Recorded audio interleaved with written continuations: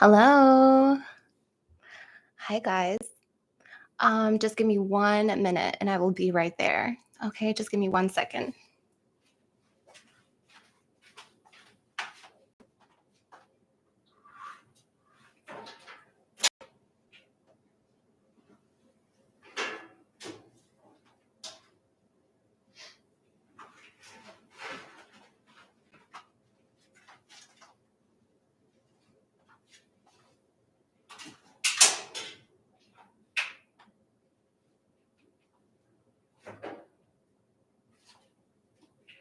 Give me 1 moment. I'll be right there. I just have to do laundry.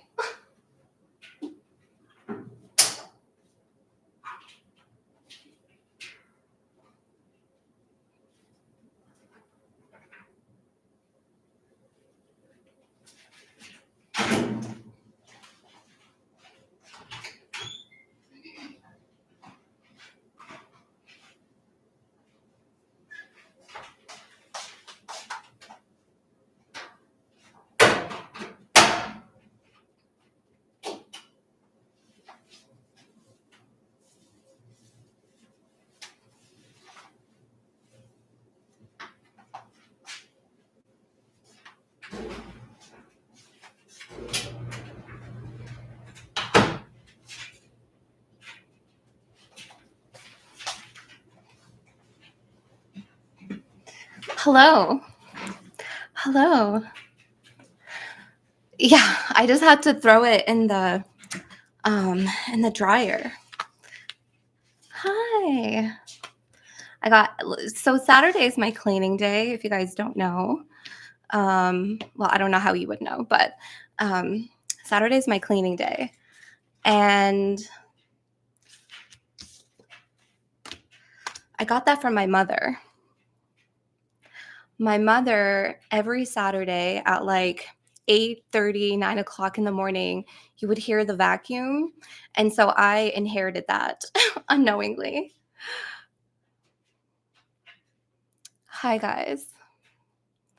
So I apologize for keeping you waiting a little bit. So Saturday is my cleaning day. Oh, it feels so good to get it all done in the morning. So thank you guys for being here. Thank you. How are you? How is everyone? It's your first live? Wow. Well, I hope it's good. I hope you get what you need. How are you guys doing? You're feeling dizzy and off? Yeah. There's a lot going on. You're probably feeling that way because we're actually in a very active awakening. We're in an active ascension right now. Thank you. I had sleep. Sleep is the cure-all for everything, I believe. Last week we were looking disheveled. So sleep, I think I slept for like 11 or 12 hours. Oh my God, it was so good.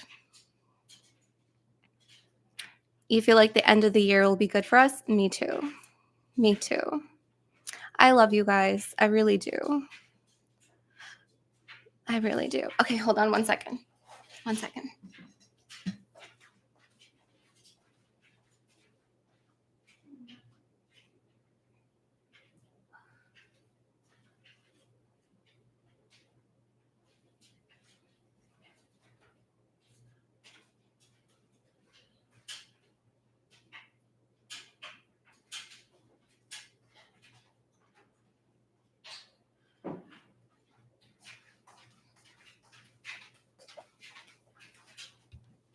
Okay, sorry.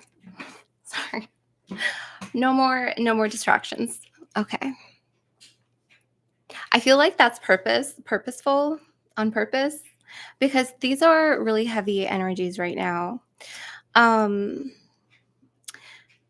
So a lot of what we're going to be talking about are from channeled readings, channeled messages that we have already done. Thank you guys. Thank you so much. You guys are so sweet. You're too sweet to me. Okay, so what we're going to be talking about, we're going to be stitching. We're going to be weaving the readings that we have already done. And we have done a lot this year. Okay, so most of the readings connect. Some of them are standalone readings, absolutely. But most of the readings connect with each other and they tie in pretty nicely to the transition and where we're going and where we're heading into next. Okay, so I don't know if I can keep track of all the readings that I mentioned, but I will put a link afterwards. I don't know if I can do it as soon as I finish this live. I don't know if someone can do that, um, but I will do my best. Okay. Oh my God. Thanks, Penelope. So I have a few updates first. It does tie in with the message. I'm going to be here a lot more on YouTube. My commitment to YouTube, to being here, is changing. What do I mean by that? I mean that this is a calling of mine. And I think I started to understand that this is my calling probably about 2 years ago. Initially, I didn't see it that way. I didn't think it was until I started to grow, until I started to evolve, until I started to work with all of you a lot more closely, until I started to transform, and until like all of these things started to come together. So my commitment here is changing because my role has changed within my ancestry lineage. My position, has changed within my ancestry lineage. I have more responsibilities. Hitting 100,000 was nerve-wracking for me. It was very difficult for me to like congratulate myself. It was difficult for me to believe.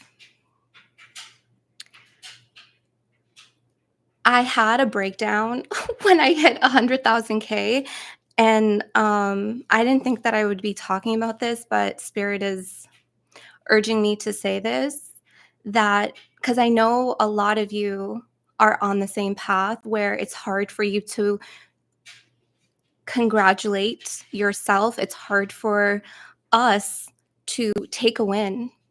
It's hard for us to be proud of ourselves. It's hard for us to be happy. It's not like normal because of what we experienced in the past or our upbringing or our traumas or our bonds. Like we resist happiness, but we want it so bad. So when I hit 100K, I literally had a breakdown. I remember like just like it even like tears me up now, but I'm not going to cry. But if it happens, it happens. But I couldn't even say thank you. Like I did. I had to actually write you guys a letter. I had to write you guys a letter if you read that letter, because I didn't know. There weren't words.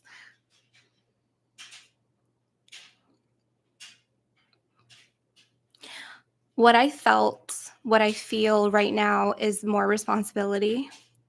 I feel more spirits. I see hundreds and thousands of spirits. I see energy. I see interconnectedness. I see karma. I see more. Like it's just more. So I felt that bearing weight. I felt the heavy calling. And it's like I was so comfortable. I was so comfortable not hitting that. And I was okay not hitting that. I really, really was. It's such a struggle because it's more responsibility. People see, oh, it's just a plaque. It's more souls. It's more spirit. It's more channeled messages. It's more psychic channeling. It's more real people, like real lives. So it was really tough. But I pushed through. I needed to face what I needed to face. I healed what I needed to. Haven't fully healed, but I healed what I needed to.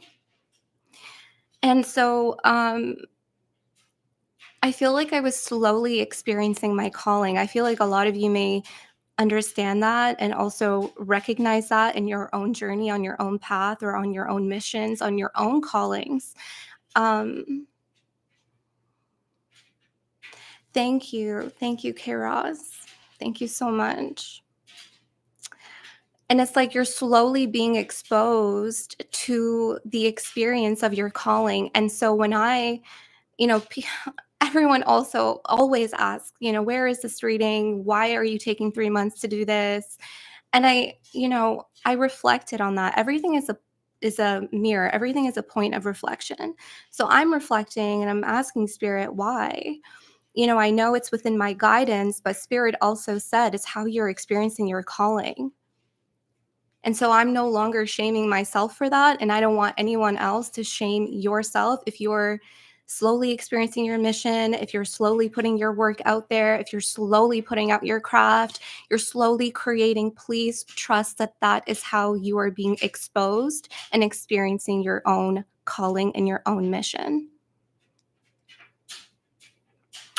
So things are going to change. I don't know how frequent I will be here. I don't know. I don't know if I'm going to be here every month doing a zodiac reading. I don't know if it's going to be every 2 months. I don't know what that's going to look like, but the pace is going to quicken. Okay? So, I'm excited for that. I'm good with that. Okay? So, that was my update. Now, you're probably reading the title. Oh yeah, and I have my channeled messages. Okay? So if you're wondering what am I reading? I'm reading my channeled messages, okay? This is just how I am. Okay.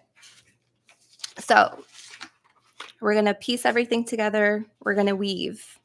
Okay, so bear with me. Also, we're going to talk about some pretty heavy subjects, I think. So just take your time. Okay, take your time throughout this reading. So Spirit told me, and you're probably reading the title and you're like, what? You're in the time of ceremony and ritual. You're curbing your impulses right now to fulfill an old oath or new oaths, and also preparing to hold and to receive new life offerings. That's a mouthful. That really is a mouthful. So we're in this time of ceremony. And in the same breath, we're curbing our impulses. We are trying to push through to fulfill our promises, our vows, again, whether new or whether old. And we're opening ourselves up to hold more of life's offering. It feels like it's so much to unpack. In one breath, like truly the air, the breath feels extremely heavy. Like no matter how much I meditate, no matter how much I do breath work, I'm exercising, it's so brisk, and it's like, this nice crisp cold as we transition into winter, and I'm trying to breathe in this air and it still feels heavy. And so what this is telling me is that this is the energy. The energy is just heavy. So take your time. Take your time. Now, I'm not an astrologer, as you guys know. I'm not educated in star science, never claimed to be. So you'll hear me oftentimes say, like, I don't know what planet is doing what, because I genuinely don't know. I don't feel guided to, but it is something that I will be initiated into. I will be looking more into astrology, learning more about astrology. I think it's probably time. Okay. But it's not something that I actively know about. Okay. I channel the planets, I channel the cycles, and a bunch of you actually brought this to my attention. I mean, I knew that this was coming, but a bunch of you actually told me that Pluto is going to Aquarius for the next 19 years or so. And I received this vision before I knew about this astrological, I don't know what the correct terminology is, but transition, change, transit.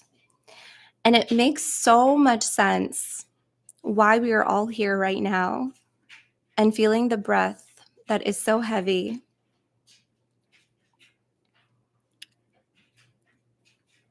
And there's so much to unpack because I feel like we are literally unpacking right now. We're literally unpacking. And we're also feeling the death of many forms.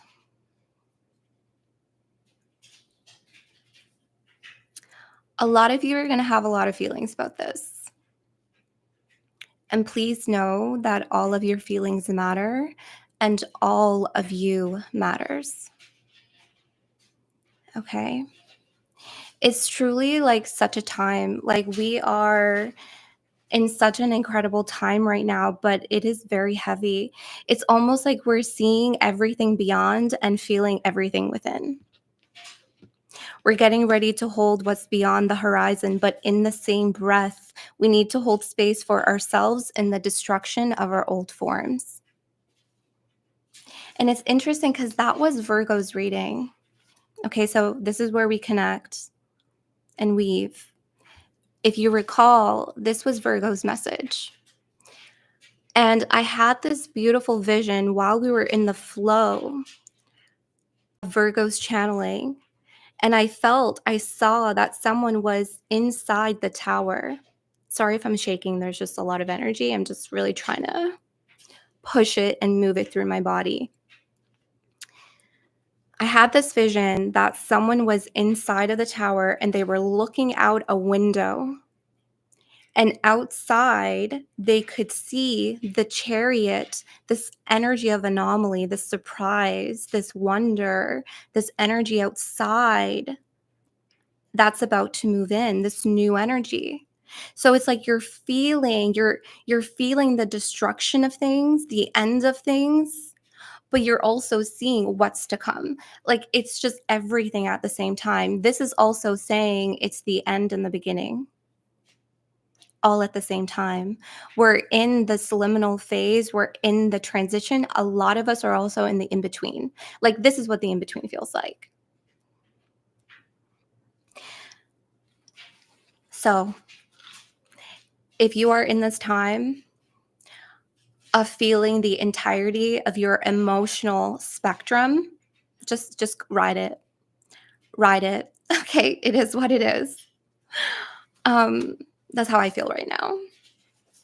So, this vision that I received a vision of masses of people, and they were in a hall, and people were wearing the clothes that they had on their back. And the expression of people's faces that I saw told the story of their journey. It was written all over them.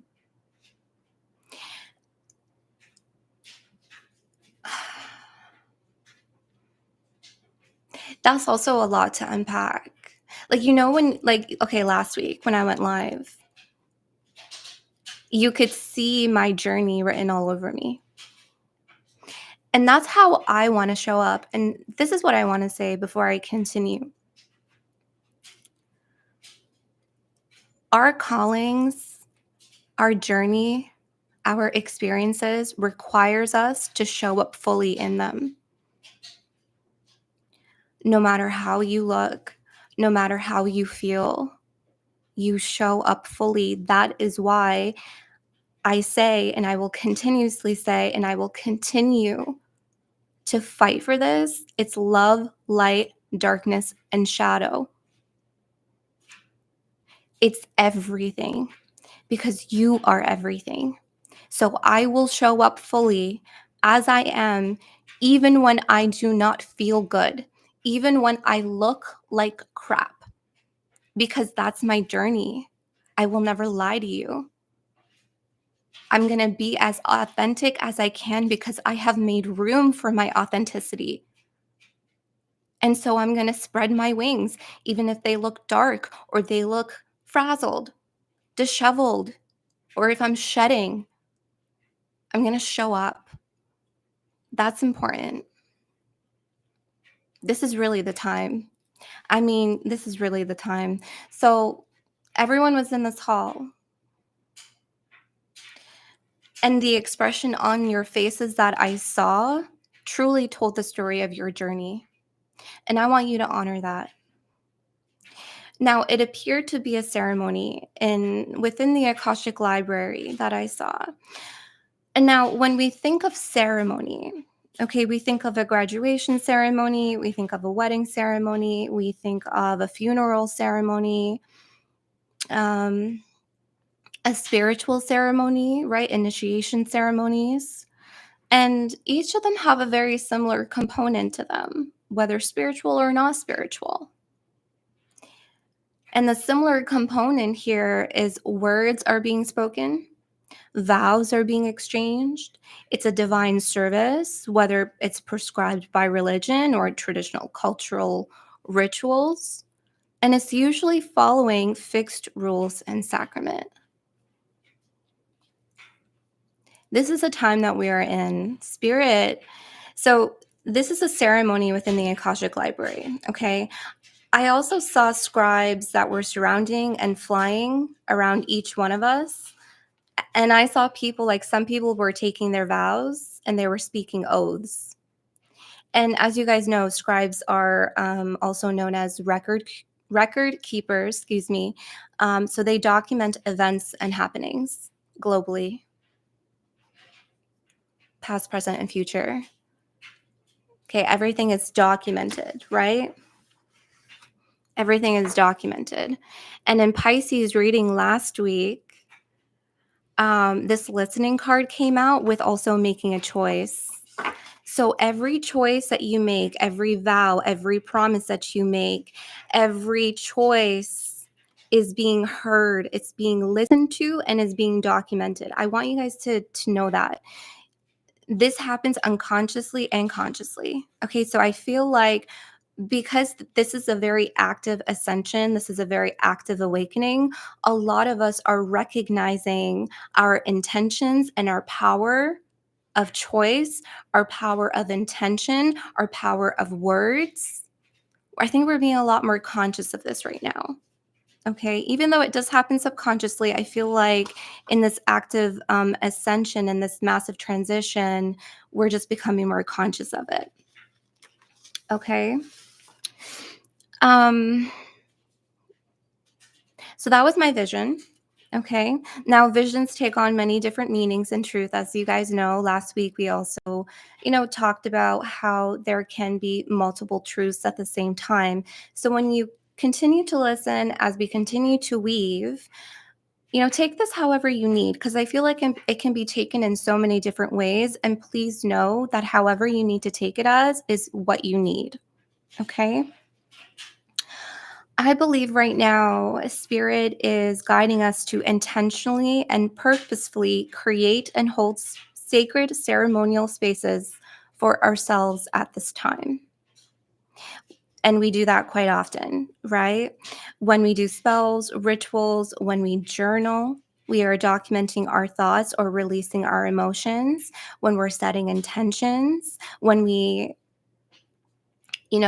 create a vision board, or when we're sitting out in nature, we're in ceremony.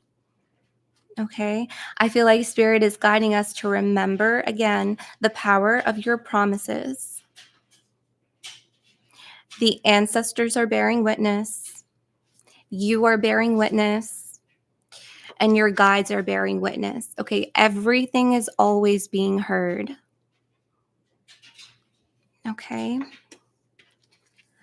So, in that vision, and the fact that I saw a bunch of people making vows and speaking oaths, I feel like Spirit was showing us that there's a lot of people who are making these new commitments right now. You may be making a new dream or feeling like you want to dream, whether small, big, You're making new wishes. Some of you are upholding your current dreams and wishes. Some of you are making new promises, or you're making vows. Some of you are remembering your vows. And some of you are devoting yourself to new learnings or traditional teachings. I also believe that this is a very active time of rewriting, especially with this making a choice and listening card together. Like, this is rewriting here. And we've been receiving this message for quite some time. You are rewriting to expand your paths. You have created more room, or you wish to create more room. And in the time of rewriting, it can be really nerve-wracking. This time is nerve-wracking. Remember last week we went live and we got the Creator and the Nile. Okay, we got two archetypal energies, the Creator and the Nile, which is a self and an element. And in that live, I posed a question to you all and I asked, do you fear creating?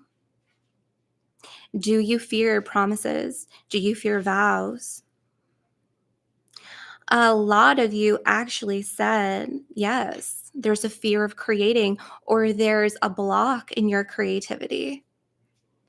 There's hesitancy. There's a lack of fluidity or inspiration. And so I sat with this because this is important. This is a shadow. And like I said in the beginning, yes, Samara, I just read that. You fear dishonesty in others. We're going to talk about that. I actually have channeled messages about that. Absolutely. Fear of judgment. Absolutely. Absolutely. I sat with this energy because I wanted to honor this. Because again, we're here to show up fully on our paths. So I, was speaking to Spirit and I was honoring these emotions that you all have. And the fears are so strong in your pursuit of your dreams because you care so much. When a dream, when a creation falls apart, or when a promise is broken, it hurts. It hurts because it means that much to you. It wouldn't hurt if it didn't mean anything to you or if it wasn't important to you. So I want you to realize that your emotions here, how much you care, is important. Remember, all of your feelings matter. Your pain, when you feel hurt, it's because you care so much. And that, my love, is power. That is also power of creativity because you care. Okay? So we're going to continue. Now, our spirit never forgets. Okay, it's interesting I brought out the this card from Pisces reading, the listening card, because the elephant also has like incredible memory, right? The elephant never forgets. Our spirits truly never forget. Your spirit always remembers the vows you take towards your dreams. Whether you made them in a past life or this lifetime, you always remember. Now, the past may disempower you from dreaming, creating, making commitments, upholding promises, or making you feel jaded. But this is an empowering time, a time to be brave and honest. So when you're in this time of ceremony and ritual, it's an opportunity to observe, assess what you need from yourself and what you need to do to fully show up for your dreams and desires. Because your dreams requires you to show up fully and intentionally about staying connected to them. I know there's a lot here. I know it's a lot to unpack. We're going to continue to weave. I'm also going to provide some practical measures. I actually received a channeled petition because we're going to get into some sacred water elements here that have been coming up. Okay, so we have some channeled rituals. We have a channeled petition that we can petition to spirit and to the sacred elements of water to help us clear any doubts, to help us release and heal. So we're going to continue to weave. Okay. Okay, so we're stitching, but it all comes together, right? Everything that we channel is always connected. Okay. So in our live last Saturday, we received card 22 in the Nile, as I mentioned. Okay, the Nile. 22 is also a master number. Okay, this is very important. And this is the sacred archetypal element of water. This is from my Anubis Oracle deck that was gifted to me. So thank you so much again for who gifted this to me. I love this deck. It's so powerful. And so we read last week that it's time to enter the river. It's time to return to the primal waters of the unknown, trusting that you will be fed and nurtured by the great mystery. And now that your creations and your dreams are currently being nurtured in the mystery, so trust that what you're creating is being nurtured. Now, what is also mystery? Oh, I love that, Empress Pamela. I love that. Enjoy your bath. What is also mystery? What is also hidden? Secretive. Pluto. Scorpio. The Akashic realm is hidden and secretive. Your past lives are sacred. Your DNA is sacred. It's hidden for a reason. But I want you to keep this in the back of your mind that your spirit never forgets. You never really forget anything. So we're in the underworld right now. We're in Scorpio season, right? Which is a water sign. And Pluto rules Scorpio. And Pluto is also going into Aquarius, who is what? The water bearer. The waters, like when I brought these cards out while I was channeling this, I was like, oh my God, look at this energy. Look at this energy. The waters are speaking. It's as if all of the water's unique qualities are available to us now. They're available to you now. And what is water? Water holds memories. Okay, we're weaving. Water holds memories, DNA.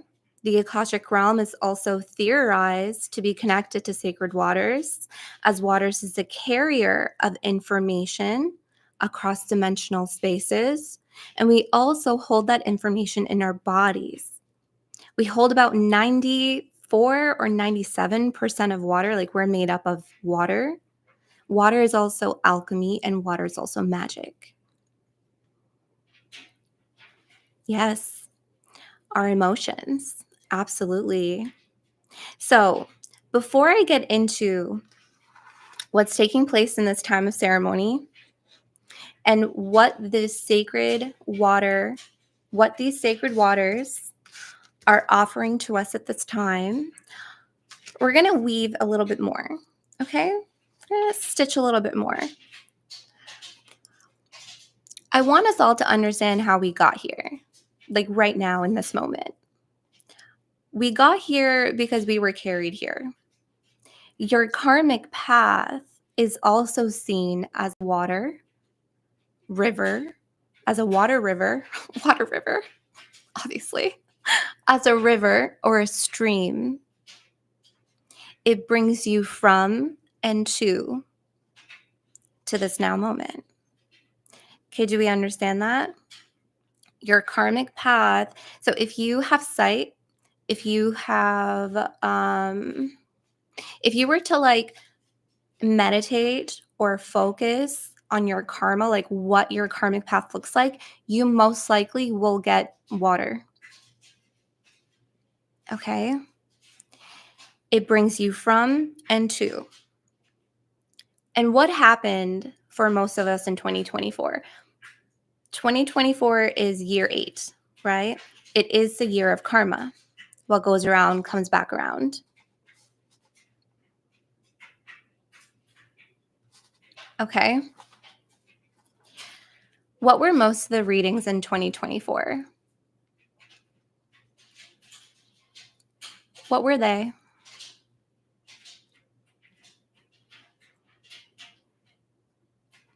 Karmic cycles ending. I'll remind you of a few. Endings, yes, Adamu. Adamu, you have been on point. Can I say, a lot of you, yes, look at karmics, releasing, endings. Yes. Yes, yes, yes. You guys are so smart. You guys are so, like, really, you're so intelligent. I don't know if I tell you that often, but you guys are truly like my tribe.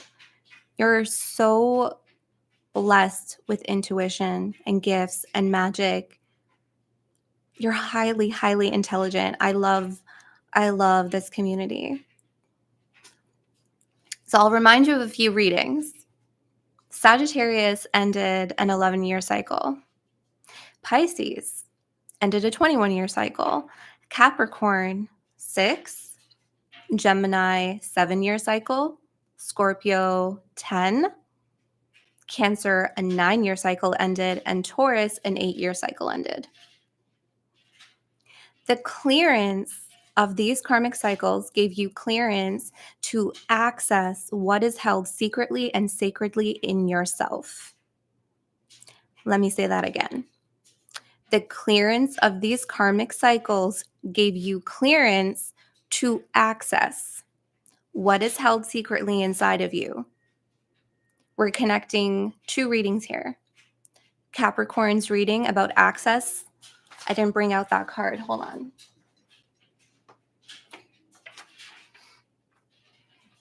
Secrets. Right. This one. What was the other one I was just thinking about? Clearance and access. Taurus. The recent Taurus reading. About this new site.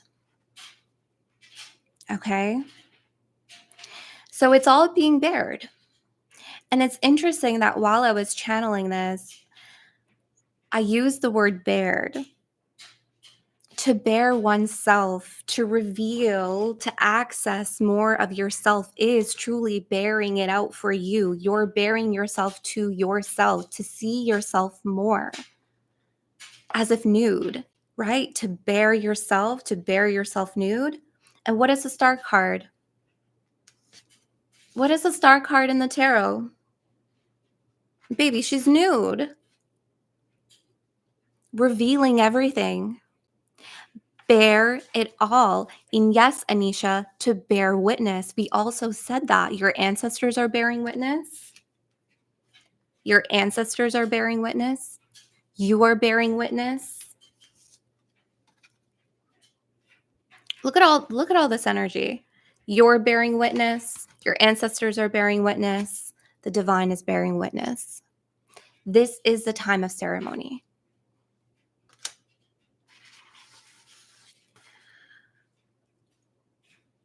This time of ceremony offers you an opportunity to release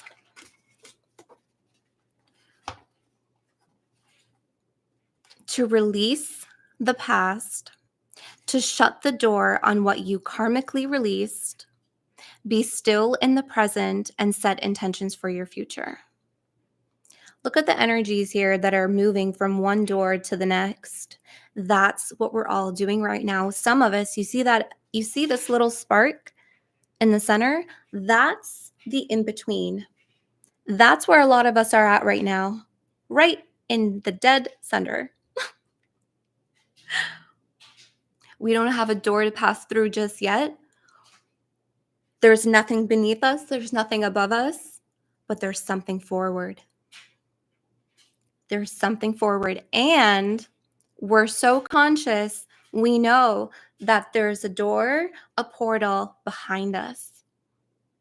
Okay? So, again, this time of ceremony offers you an opportunity to release the past, to shut the door on what you karmically released, be still in the present, and set intentions for your future. This is a profound time of healing and release, and the star card is also healing. This time of ceremony that is held in this incredibly divine time is a conduit for transformation. It's enabling you to bear your emotional burdens and seek the comfort of the river, of the Nile, the water bearer, the sacred archetypal waters is offering you all of its qualities and properties to you now.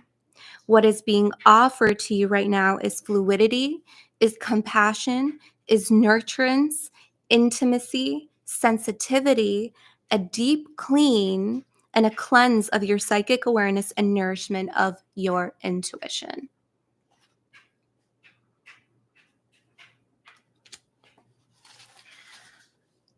So, this is the offering. Why is it so important to receive it? To help us heal in closure and curb our impulses that may bind us in an emotional grip that we know all too well. Because again, we never forget. You hear that saying, forgive and never forget? Honey, that is true on a cellular level because we just walked through what is water, emotion, and memory, and we hold it in our body and in our spirit. We never forget. So that is true on a cellular level and on a spiritual level.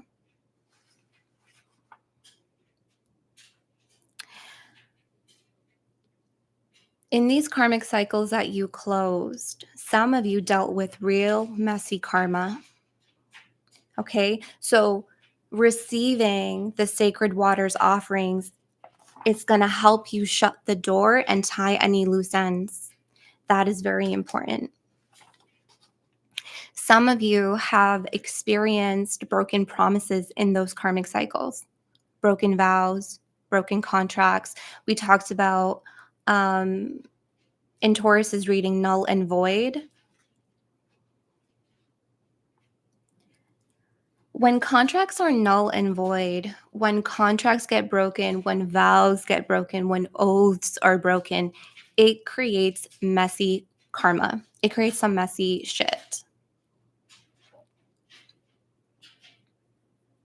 It creates a lot of lingering complexities. And that lingering energy we talked about in Pisces reading. Some of you, these broken promises maybe came from you. Okay, remember it's a time of honesty and of bravery. You have to show up fully at this time. Okay, I've broken commitments. I've broken promises to other people, to some of you, to myself. Okay, no shame. Remember, no shame. This is love, light, darkness, and shadow. Show up fully. If it hurts, it's because you care. If you feel pain, it's because you care. Okay?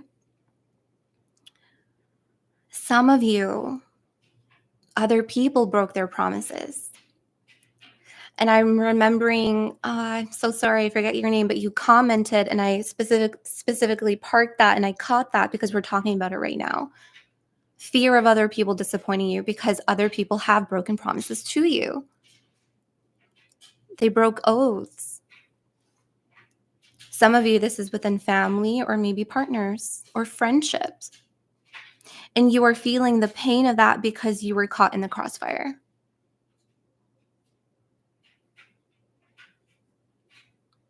Yeah, I think it was Samara who said it. Okay. Some of you, there's a fragment that is stuck emotionally to an unfulfilled oath, but it is null and void, and that is not what's binding you anymore. The oath, the vow, the promise is not binding you to that experience. It's a fragment that your emotion is stuck in. Do we understand what that means? I'll provide an example. I'll use myself as an example. You've heard me talk about this before. I've talked about this relationship before. I didn't get into too much of the details of this relationship, but I talked about it enough, okay, as, just a way of sharing and connecting with all of you when I talked about karmic partners, okay? That contract between me and that person specifically is null and void. It's done. It's broken. I'm not binded to it. He's not binded to it. We're not binded. Okay, we're not bound. But I have a fragment in that space, and my mentor actually this morning made me realize this. I have a fragment that is stuck emotionally to that vow.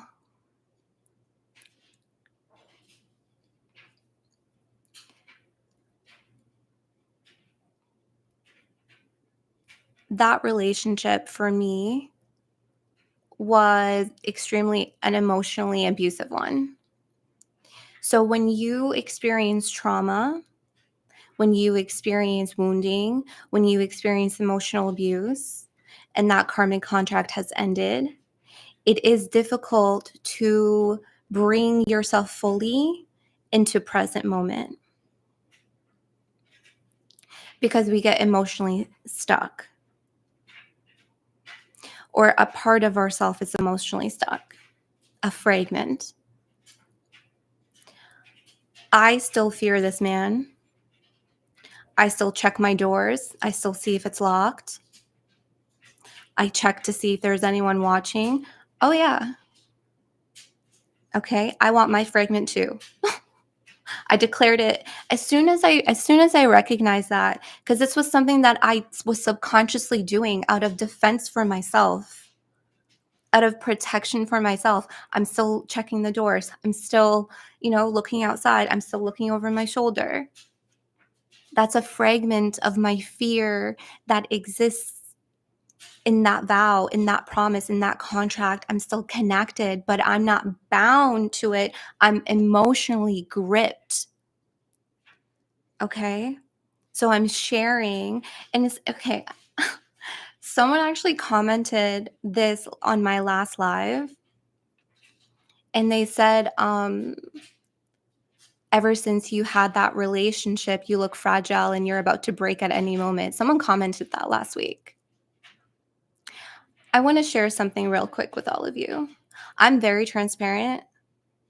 Again, if you rewind to all of the beginning, this is how my calling requires me to show up.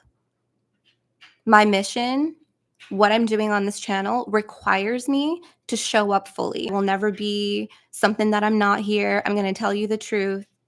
I'm going to be as honest as I can be, as authentic as I can be. This is how my oath is, my vow and my promise in my calling. And to be honest with you, I say this with love. I don't say this with malice. When I share my stories, I'm really not looking for your opinions on my healing journey. I'm looking to inspire, because storytellers are healers. I'm looking to inspire other people. I'm not looking for your opinion on how I'm healing. Okay? So,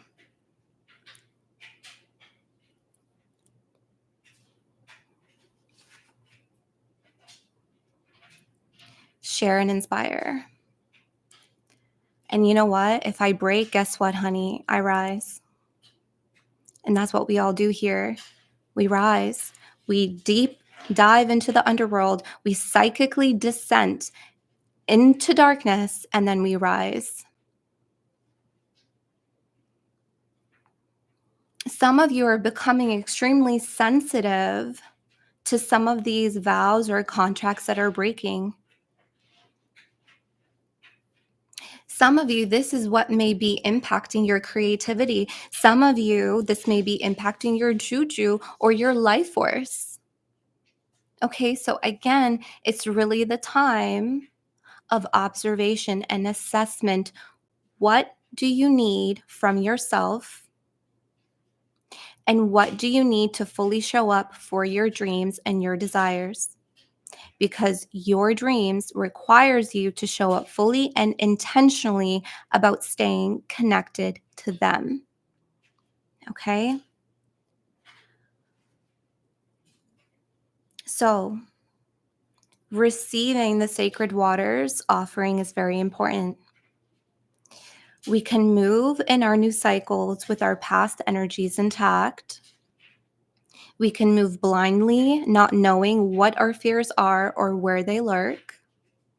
We can get stuck in the past. We can be looking forward, but our feet move backwards, feeling like we never get anywhere. Okay, so this deep healing, this cleansing is extremely, extremely important. We can stay in the past comforts and revert to what we know. We can open old doors. Okay, that door, see? We can open old doors. We can repeat karma. We can repeat patterns. It's so easy to do that. And so with all the many of you, the many souls right now that cleared your major karmic cycles this year, you are currently feeling the spaciousness that is developing. You feel the loosened grip and you have made room for your authenticity, which causes you to have more free will. And yes, there are levels of free will, but Spirit is not guiding me to talk more about that. So, what will you do with that? Right? Making a choice. What will you do with that? What do you choose? And how do you choose? And how do you support your choices?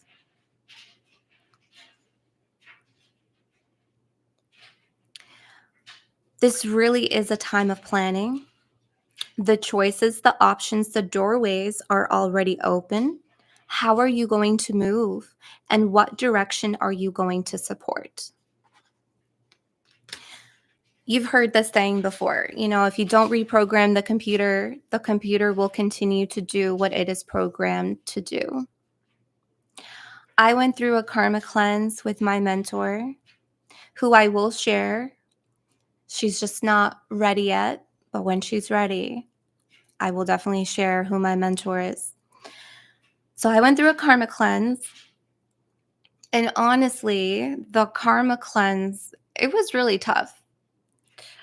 And I know you guys have gone through that. It's not an easy thing. I know you guys can agree with me when I say that. It's not easy. However, reprogramming and making conscious choices to support a new narrative, to support a new story that you are actively in pursuit of writing, committing, and vowing yourself to fulfill is a lot tougher.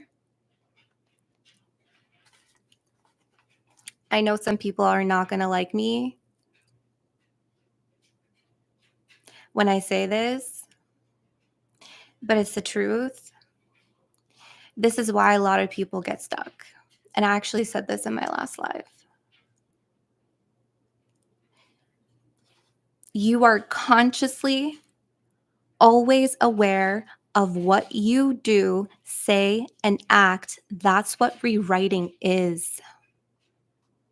Saying something different, acting different, intentional movements, purpose, and momentum forwards. But here's the thing. Here's the beauty of this. Okay. You're conscious that it's different. I know I'm moving differently. You know you guys are moving differently, right? But your spirit is just like, honey, you're just moving in your authentic self.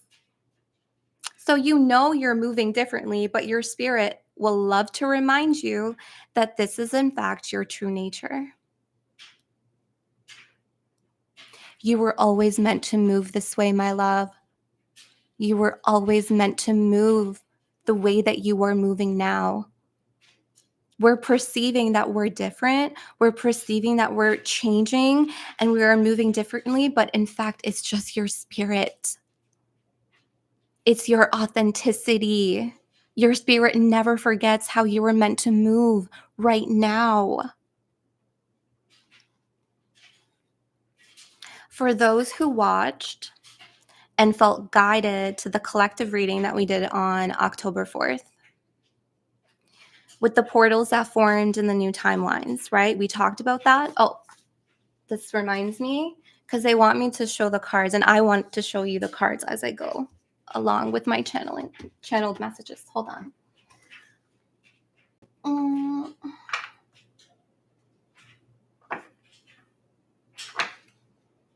Sorry, one moment.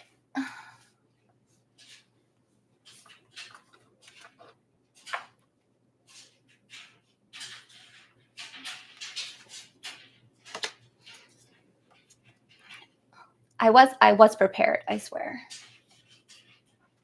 Not all the way prepared, but you know, we go with the flow. Okay. Let me get the cards and then we will proceed. So pause.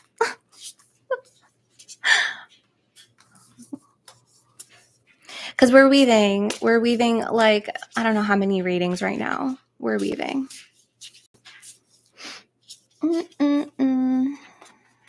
This one.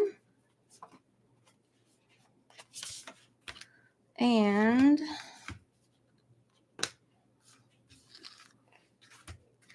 hi guys. Lean with it, rock with it. Yes. I'm going to an escape room afterwards, actually. I love escape rooms. I love to solve shit, as you guys can tell. I literally think I'm a detective. Okay, sorry. Hold on. Let me find this card.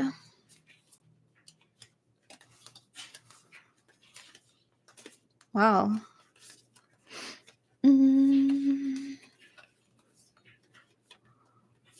Oh, you should go, Shannon. It's so much fun.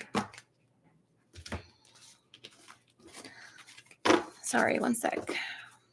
Life is an escape room. Nailed it. Yep, that's on point. Where is this card?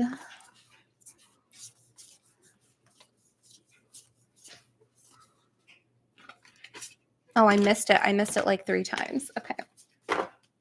Okay. So, for those who watched, let me put it this way, and felt guided to the collective reading on October 4th. I forget the name of it, but I will try to remember. We were talking about the portals that formed in the new timelines because a lot of you are in new timelines or you're transitioning into your new timelines or your new cycles. Okay. I shared my story of like how I slipped into a portal that formed and I was in a past timeline for 3 months. That's real. Okay. And then these cards came out to signify, to depict the imagery of the energy.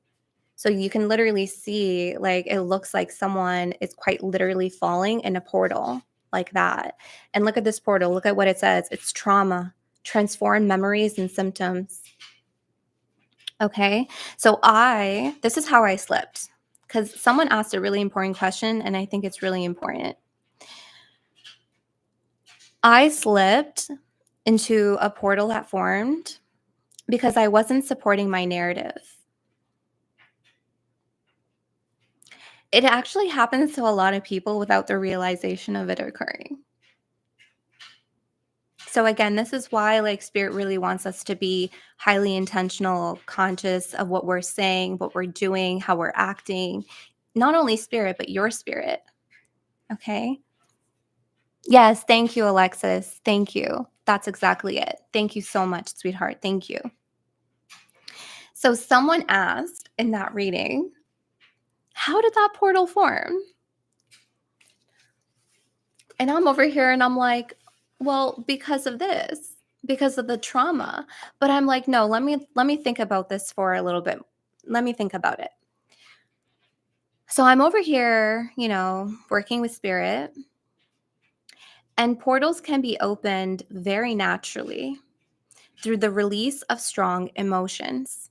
Okay, so here we are still. Okay, this is the theme, right? The emotions, the waters. Okay. So there's a lot of ways that portals are open. Okay, I'm not going to get into it. There's a lot of sacred information actually around portals, but this is what spirit has allowed me to say. Portals can be opened very naturally through the release of strong emotions. So when we think of a portal scientifically, actually, scientists call it a wormhole. It's linking two separate points of space and time. So, how I created my portal and my new timeline that I slipped through was from my strong emotion that linked to where that memory and that emotion was originally conceived. Okay, remember, emotions are water, water carries memory, and we never truly forget. Even when we end the trauma, transform the memory, transform the symptom, we never forget. So the strong emotion literally that I had, it created a spark in my present space and time, and it ignited the memory for it that sits in the past. So that's the linkage. That's the wormhole, that's the portal. Okay, does that make sense? That's like my simple science lesson that I had to learn. Okay, it's very simple.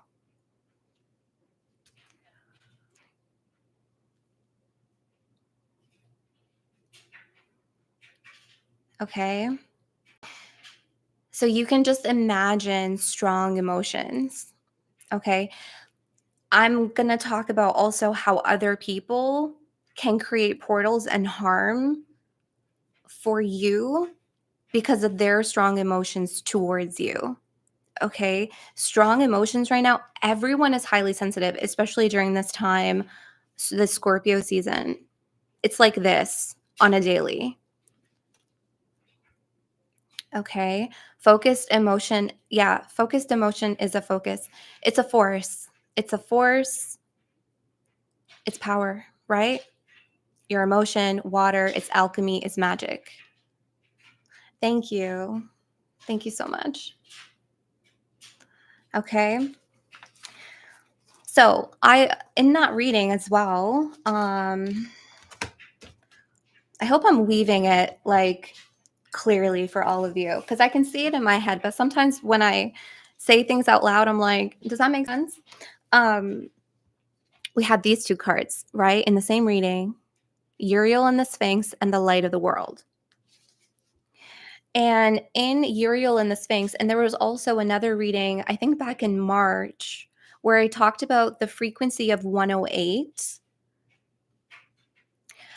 We talked about future memories. We talked about remembering something or dreaming of something, but the dream, the imagination or the daydream of it is not just an imagination. It's not just a dream. It's in fact a memory. And so the Sphinx, this is also, I don't know if some of you caught it. I caught it after. When we were channeling this on October 4th, the Sphinx, who talks about future memories, this is the Akashic Tarot. I was guided to the Anubis Oracle. Okay, to the Anubis Oracle, which is, there are two different decks. I read the Sphinx from this book, which is not the book for the Akashic Tarot. And I didn't realize that until after. The description of the Sphinx in the Anubis Oracle, I don't know if it's different. If you look at, I don't know, I don't look at, other information that's out there unless I'm guided to. But it specifically talked about future memories. It's just like, it literally blew my mind. So if future memories exist, and if we can open up a portal with our strong emotions, does this mean that we can theoretically open up portals to the future? Because we have emotions that are linking to where they were conceived in the future. It's just my space time, nerding out. My point is,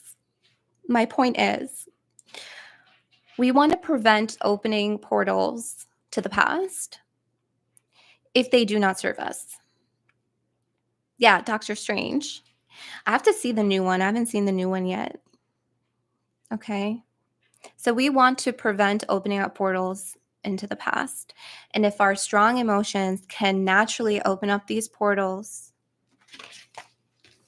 where we had experienced trauma or heavy wounding in the karmic cycles that we have previously experienced, we need to accept the sacred waters offering so that we can clean and release and heal our strong emotions so that we do not move backwards. Okay? We're getting closer to the top as we stitch. So curbing your impulses.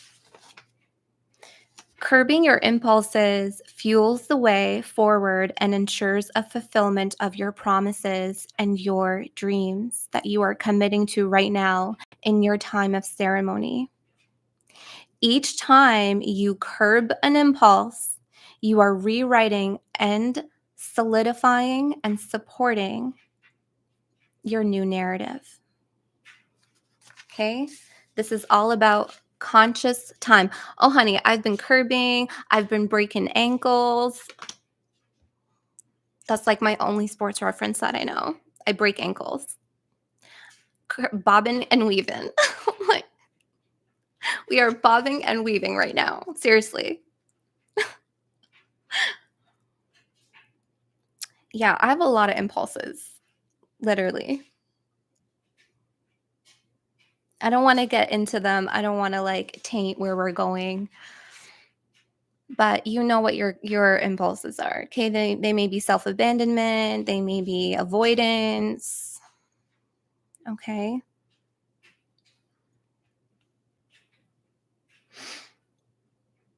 Remember, when you take care of the small things, the big things will take care of themselves.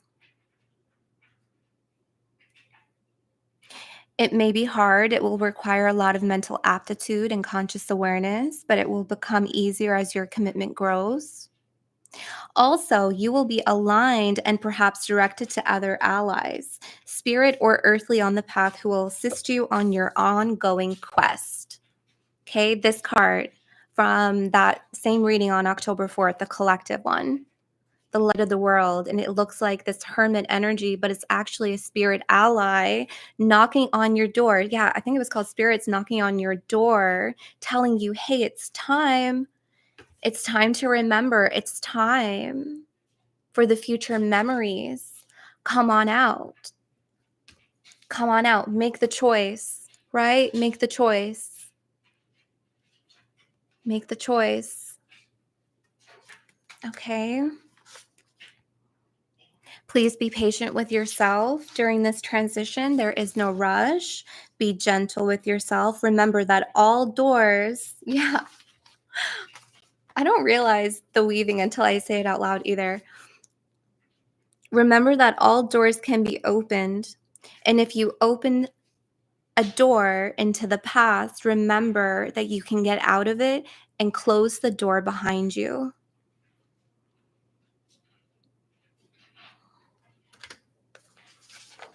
I got out. Okay, I slipped and I got out. Okay. If you find yourself in a past timeline or in really heavy past energies, show yourself compassion and remember you can get out and close the door behind you. Continue to consciously support your direction forward, support your decisions. Find people that also help you support your decisions. Maybe there's a friend, maybe there's a family member that supports the past too much or supports you in the past. Do you know how many people I have had that held the past over my head and I had to let them go? How many of you have experienced that? Where people would not let shit go, they wouldn't let you grow. If you're not supporting my direction forward, I don't want you.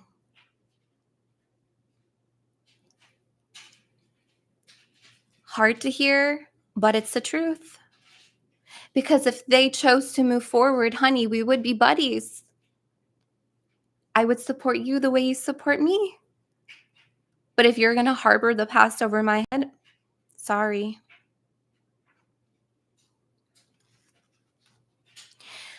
There is going to be many surprises on the way. Holding more of life's offerings means surprises. I just looked and it's 1111. Hell yeah. Unknown or hidden opportunities, and you're also holding space for your authenticity to shine. Some of you are going to be surprising yourself with what you do. Now, lastly, before I get into some of these ceremonial activities, okay, because I do have some channeled rituals and channeled petitions. This message is for my mystics out there.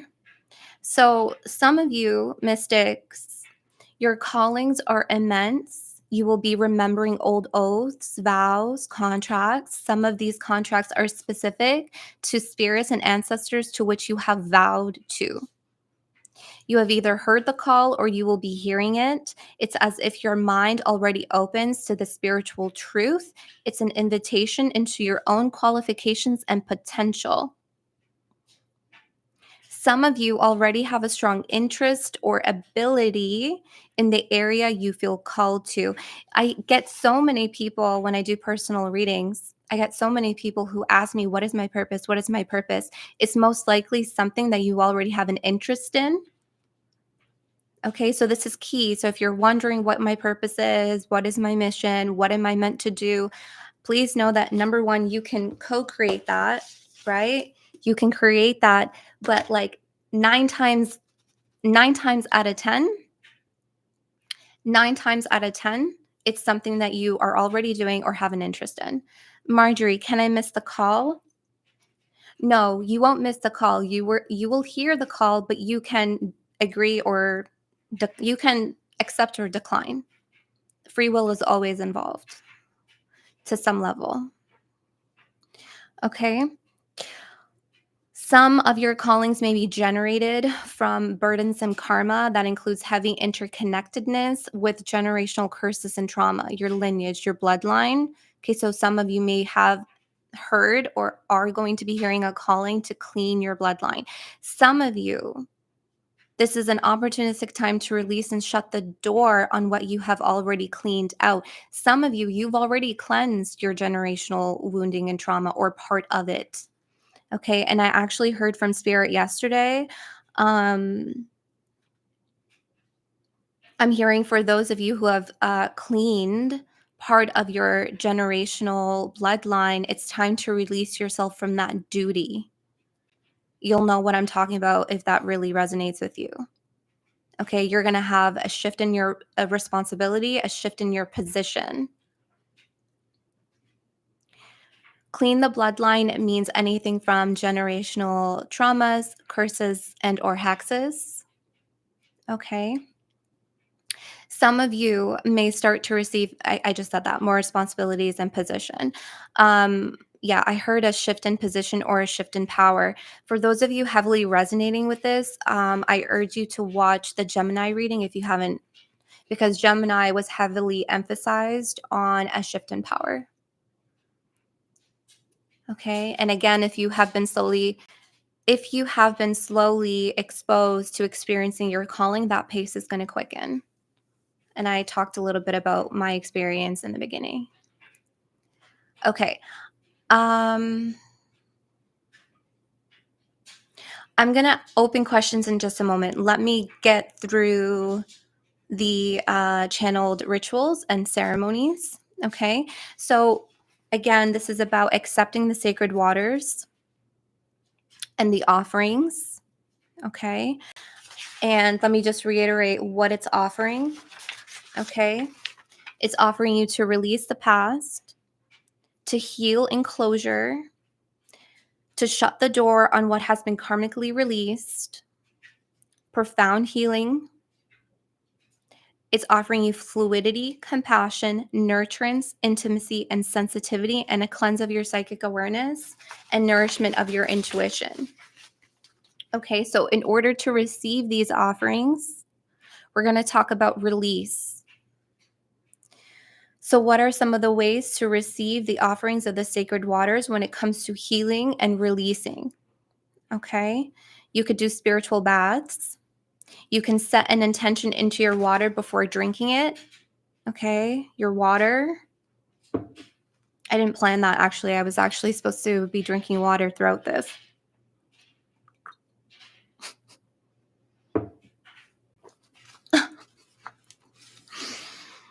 Okay. You could do an egg drop ritual cleansing. I have one posted on the membership channel, the membership community.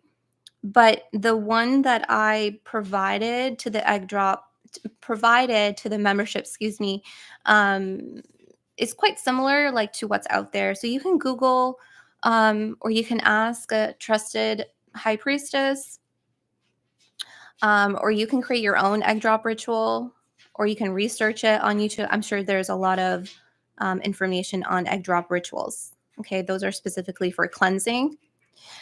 You can soak your feet with water to help move past energies that are blocked in your chakras. Okay, so soaking your feet in water or taking a bath. I know a few of you were taking a bath while listening to this.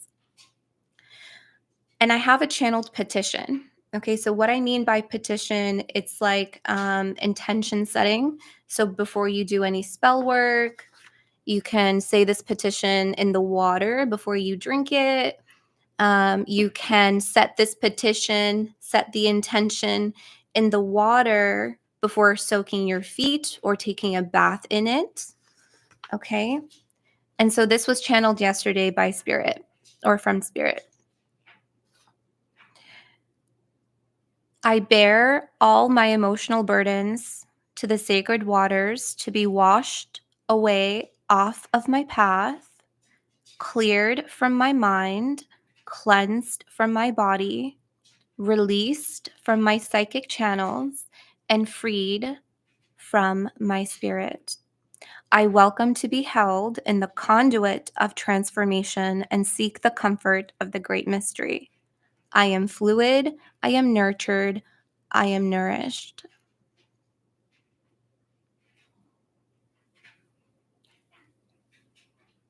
Yes, Shannon, you can definitely program your shower head. Okay. I have another channeled ritual for you guys, getting a pole. I don't know why I said that. Getting a bowl of water. Okay. Whenever you do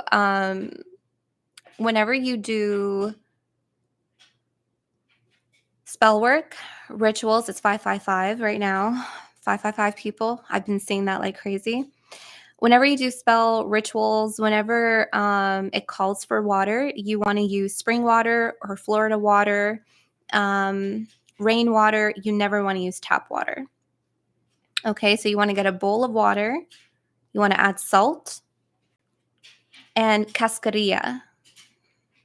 If you don't know what cascarilla is, you can Google it. But I say that with love. I don't mean like, oh, Google it. If you want to know more about it, you can Google it. But cascarilla is essentially just the shell of an egg. And when pulverized, it creates this like chalky paste. but it's specifically used for cleansing.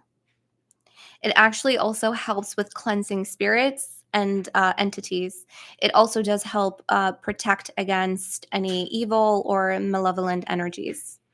Okay, but it's specifically designed and added into spell work and rituals for cleansing. It's a big cleansing agent.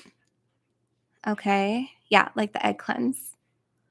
All right, so cascarilla, you can get it online. I don't know if it's on Amazon or not, but I just buy it from an occult store. Okay, a trusted occult store. Sometimes the energy is really weird in some occult stores, so you want to like, yeah, I could go off about that, but you guys are incredible. You guys are so intuitive, so you feel it out. No, I don't make my own Florida water. Yeah, Spanish speakers know. Cascarilla. Okay. What if you need to be protected from myself, honey? You have to accept your shadows. You have to accept your shadows. You have to accept your demons. Your demons work with you. Your shadows work with you. Your darkness works with you. Okay. Okay. Sorry. Channeled ritual. Bowl of water, salt, cascarilla. What you want to do is with your right hand, you want to move in circle formation 3 times in the bowl of water to activate the water with your intention. You can say the channeled petition that we just talked about. I'll write it down on the comment section. Okay, that channeled petition. You may use any affirmation, you may use any intention, you may use any petition, but this is the one that Spirit brought forward to receive the sacred waters. Okay. But again, you can use anything that you feel comfortable with. Okay. To clear and release the energies that you wish to let go of and bear all of your emotional burdens. You can write down what you wish to release, place the paper or papers in a bowl of water and leave it for 10 days. Okay. Does that make sense? So you're going to get a bowl of water, salt, cascarilla. You're going to activate the water with your power of petition or intention. You're going to add your words, bearing all your emotions that you want to release, and leave it for 10 days. Okay.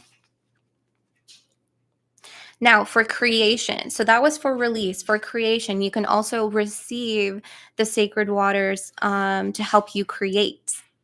Okay.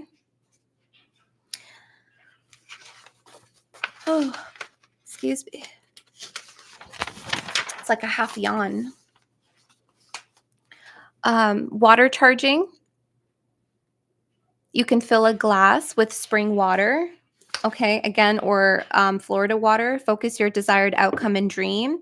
You can say words like, I call upon the sacred waters to nourish and fuel the dreams that I wish to create, and then drink it. Okay, so this will charge the water to enhance your dreams, to fuel them, and to nourish them. Spirit then also showed me soil, water, and seeds. They actually brought this forward when I was channeling, I don't know where, I think it was also on October 4th. I was channeling the overflowing tree. Okay. Planting seeds from fruits and vegetables that you have eaten. Okay. So, like seeds from avocado, apple, lemon, pear, peach, cucumber, tomatoes. Again, set the intention in your petition whenever you water the soil. Okay. So, this is for new manifestations, things that you want to create, paths that you want to open. It can be a road opener spell.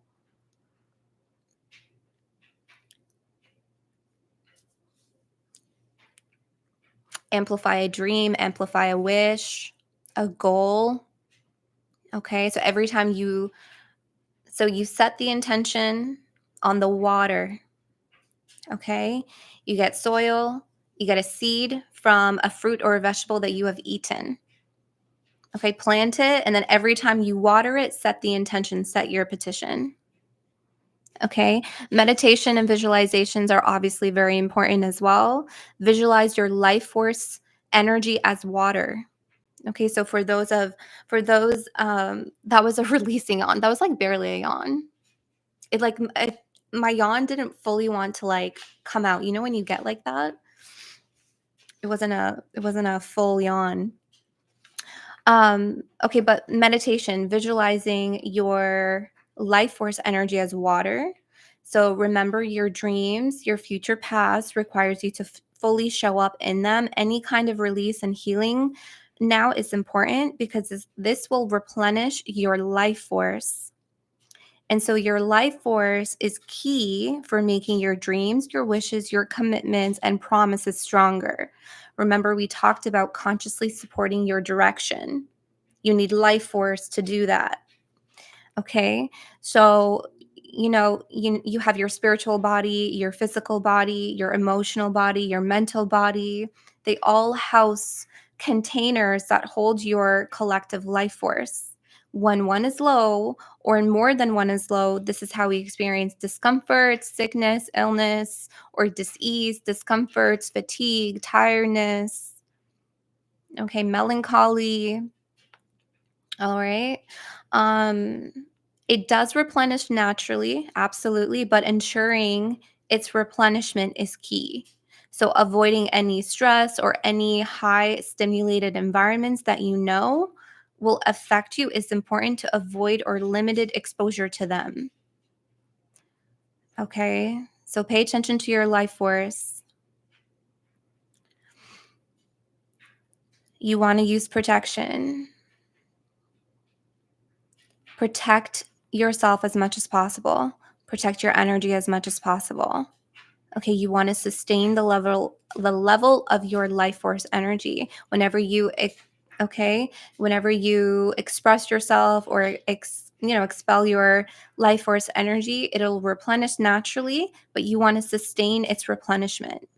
All right. So black candles for protection, crystals for protection, protect your space, protect your car, protect your home, protect your work.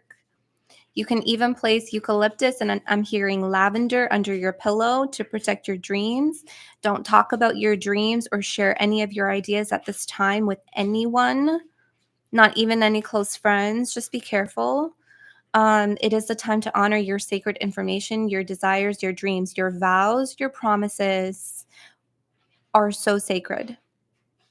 Okay, there's too many monitoring spirits right now as well. And most monitoring spirits are attached to very gossipy people. So avoid them as much as possible. Most gossipy people are also, they're a monitoring spirit. That's just their spirit.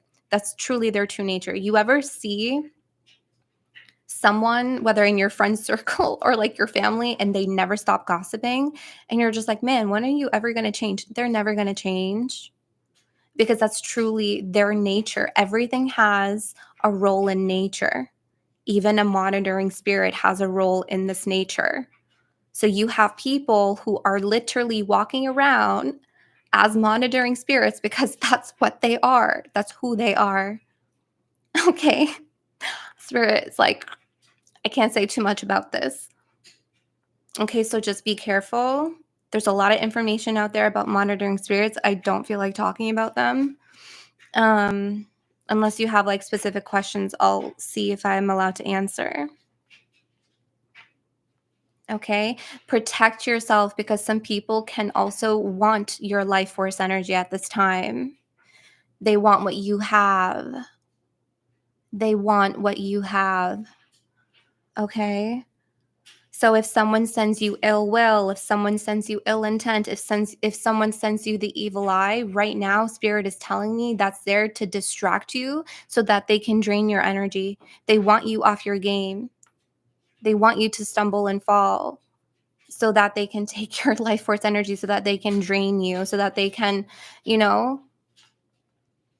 because your energy is sacred, you're potent, you're powerful, you're magical.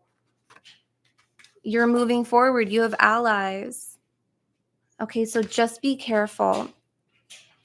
If you feel something is spiritual, it most likely is. If you feel an evil eye on you, it most likely is. Okay, use your intuition. All right, I'm going to teach you something because this happened to me. Um, okay, yeah, I'm allowed to talk about it. So I was asleep. I was asleep. And then I woke up at like 3:30 in the morning, 3:30, 4 o'clock in the morning. I saw a woman's face. A woman's face popped up. I woke up, saw her face, and I was in immediate dread. I was in panic. I went and I checked my front door because I thought someone was about to come in. I literally thought someone was going to bust into my house. I was like, what is this energy? Remember how I talked about strong emotions? They can open portals. And I talked about people's strong emotions on you, ill intent, the evil eye. Okay, that's a real thing. So I woke up and I'm like, wow, if I could feel this woman, she must be pretty powerful. Like she must have a real like strong emotion. I'll talk about that, Victoria, in just a moment. I will, just a moment. So I'm like, wow, she must have some like really powerful, strong emotions towards me. I never seen this woman. Again, she was shown to me. I can see her face. I can definitely pick her out in a crowd if I could. I went to my comment section on YouTube and there she is. And she was like, I wish you bad luck and I wish for you to never have anything good in your life. That's what she said to me. This woman meant that. This woman meant that shit. I have a family, like my brothers, my niece, my parents, the world to me. I can handle when shit goes wrong in my life. I can handle that. I can rock that. That's fine. But this woman meant that shit. The fact that I woke up in the middle of the night in dread and in panic and I saw her face, she meant that. So this is what I did. I chilled for a moment. Oh yeah, you guys, I hear everything on this. Being out here, that was the worst one, but I've had others. Yeah, creepy. Yeah. Oh yeah. And you've heard me say this before, spirits don't scare me as much as people do. People scare me the most. Um, and the spirits behind them. Because okay. So this is what I did. Spirit was like, observe, like, look at her. Because what are emotions? Okay. Emotions are memories, information. So this woman had a strong emotion towards me. She not only used her life force energy, but she actually sent me her information, her emotion. And me being a psychic, me being a channeler, and I can literally see into Akashic records, she delivered her information to me. I not only saw what she looked like, I knew what pantheon she worked under, I knew her ancestors, I knew exactly what kind of magic she does. I know about her. So, the quiet ones. For those of you who are quiet, you're smart. You're smart. Because when you see someone who is like aggressive, when you see someone who is yelling, who is just like hysteric, and they're just like a very temperamental person throwing a tantrum, you can read them. You guys are sensitive. You can literally read because emotions deliver information. You can see, you can literally read it. So when you're quiet, you're protecting your information. This woman did not protect her information because her hate towards me was that large, was that much. Exactly, Charlotte. She showed her weakness. So you know what I did? I don't return to sender. I don't do that. I don't play like that. I don't return to sender. I play chess. She made her move, and I'm going to use that to my advantage. I mean, honey, you sent me a life force energy. You already opened up the portal. I know I'm a natural alchemist. So what did I do? I wished in it. I wished. I made a wish. I poured love into that space. You want to know what happened? Every magic is 3, right? My brother received good luck. The best news, he received like great news. My niece got really good news, and then I got good news within a week. That's how you alchemize that shit. So when you feel ill will against you, wish on it. When you have the evil eye, wish on it. Because love is a higher vibration and a higher frequency. The universe will always select that. That will always be heard. Okay? I'm giving you guys some key gems right now. Okay, what do I mean by wish on it? I made a wish, my love. I made a wish. Like I literally spoke into the portal that she opened with her strong emotion. I made a wish. Like what are we talking about here today? Power of promise, power of intuition, intention, power of purpose, power of speech. What you convey, everything is being heard, right?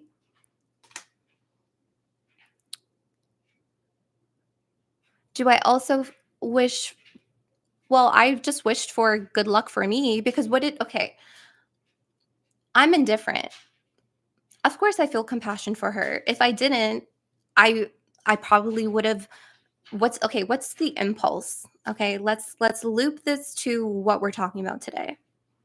What impulse did we just curb?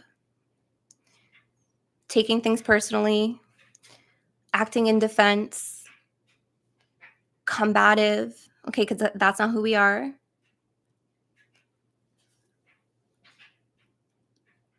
I know in my heart I don't wish this woman ill. Like my energy, I don't know, I guess it just speaks for itself.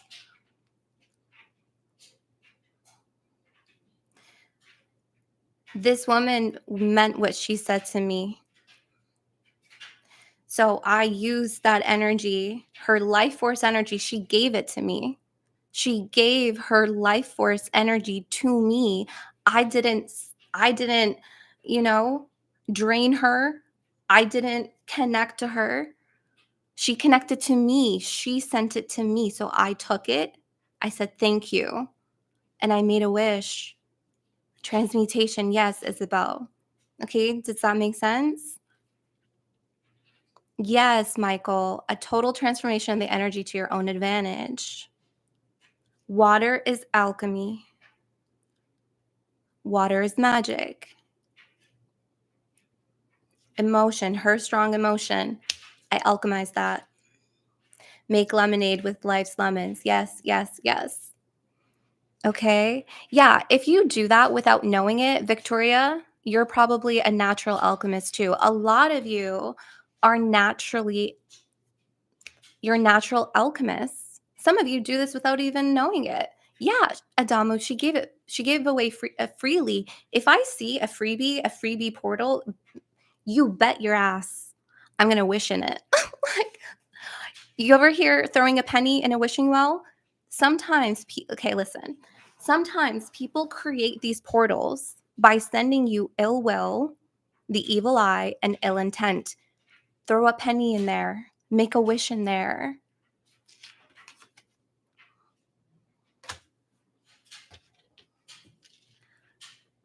I'm telling you, it works, and it works very quickly. It works very quickly.